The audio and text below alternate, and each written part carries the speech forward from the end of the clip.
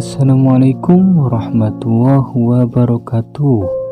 Sahabat Madi Story, senang sekali kami bisa hadir dan berjumpa kembali dengan Anda. Tentunya seperti biasa, kami akan menyajikan kisah-kisah inspiratif yang menarik untuk kalian tonton. Seperti kisah berikut ini yang berjudul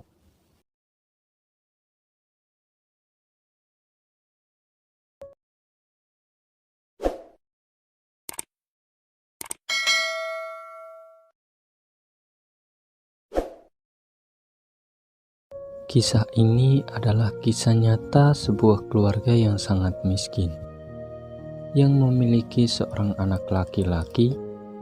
Ayahnya sudah meninggal dunia. Tinggallah ibu dan anak laki-lakinya untuk saling menopang. Ibunya bersusah payah seorang membesarkan anaknya. Saat itu, kampung tersebut belum memiliki listrik.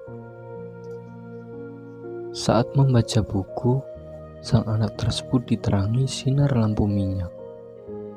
Sedangkan ibunya dengan penuh kasih sayang menjahitkan baju untuk sang anak.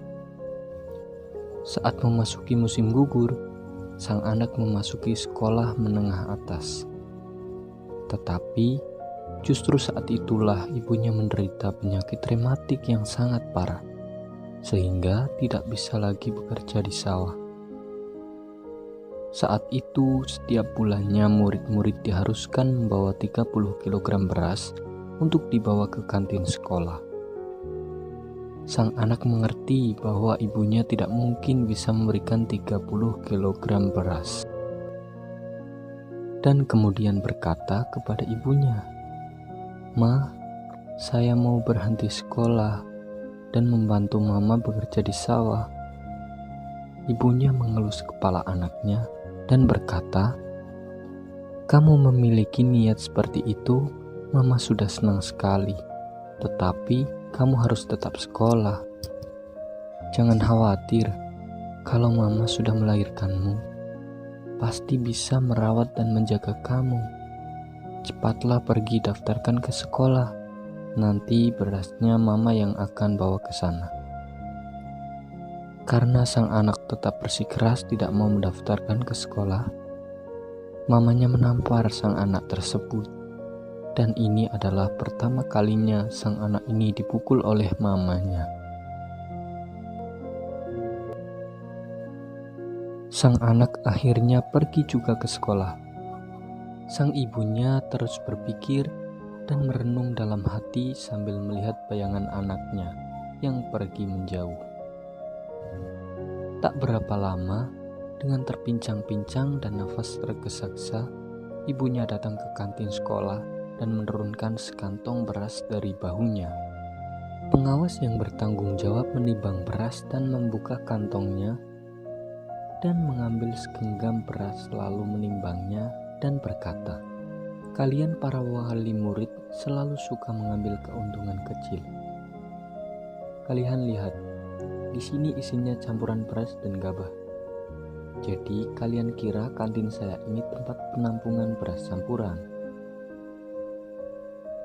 Sang ibu ini pun malu dan berkali-kali meminta maaf kepada ibu pengawas tersebut. Awal bulan berikutnya, ibu memikul sekantong beras dan masuk ke dalam kantin. Ibu pengawas seperti biasanya mengambil sekantong beras dari kantong tersebut dan melihat, masih dengan alis yang mengerut, dan berkata, "Masih dengan beras yang sama." Pengawas itu pun berpikir, apakah kemarin itu dia belum berpesan dengan ibu ini, dan kemudian berkata, "Tak peduli, beras apapun yang ibu berikan, kami akan terima. Tapi jenisnya harus dipisah, jangan dicampur bersama. Kalau tidak, maka beras yang dimasak tidak bisa matang sempurna. Selanjutnya, kalau begini lagi, maka saya tidak bisa menerimanya." Sang ibu sedikit takut dan berkata, "Beras di rumah kami semuanya seperti ini, jadi bagaimana?" Pengawas itu pun tidak mau tahu dan berkata, Ibu punya berapa hektar tanah sehingga bisa menanam bermacam-macam jenis beras. Menerima pertanyaan seperti itu, sang ibu akhirnya tidak berani berkata apa-apa lagi. Awal bulan ketiga, sang ibu datang kembali ke sekolah. Sang pengawas kembali marah besar dengan kata-kata kasar dan berkata, "Kamu sebagai mama, kenapa begitu keras kepala? Kenapa masih tetap membawa beras yang sama? Bawa pulang saja berasmu itu." Dengan berlinang air mata, sang ibu pun berlutut di depan pengawas tersebut dan berkata, "Maafkan saya, Bu. Sebenarnya beras ini saya dapat dari mengemis." Setelah mendengar kata sang ibu, pengawas itu kaget dan tidak bisa berkata apa-apa lagi. Sang ibu tersebut akhirnya duduk di atas lantai, menggulung celananya dan memperlihatkan kakinya yang sudah mengeras dan bengkak. Sang ibu tersebut menghapus air mata dan berkata, "Saya menderita rematik stadium terakhir.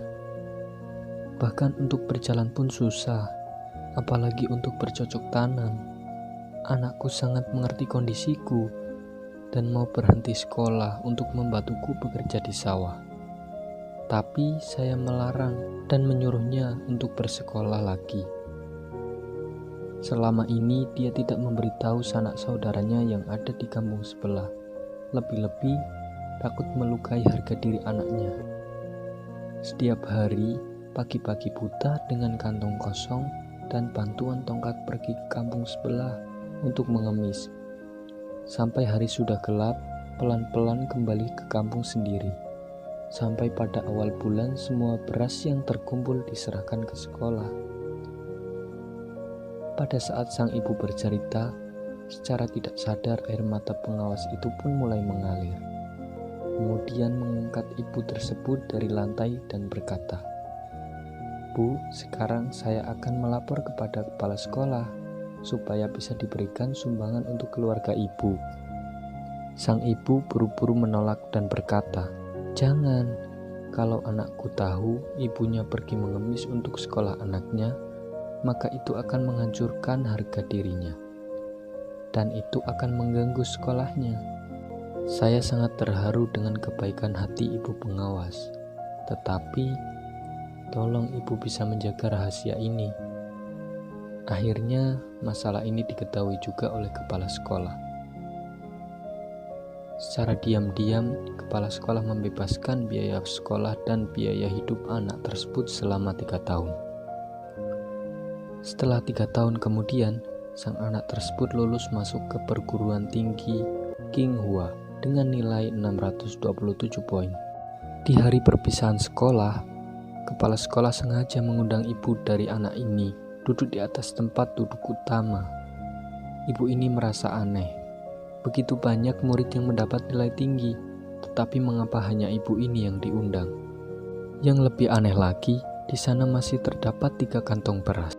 Pengawas sekolah tersebut akhirnya maju ke depan dan menceritakan kisah sang ibu ini yang mengemis beras demi anaknya bersekolah.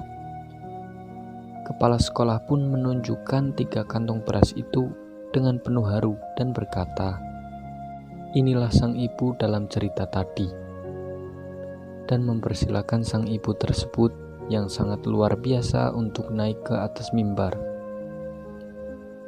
Anak dari sang ibu tersebut dengan ragu-ragu melihat ke belakang dan melihat gurunya menuntun mamanya berjalan ke atas mimbar. Sang ibu dan sang anak pun saling bertatapan.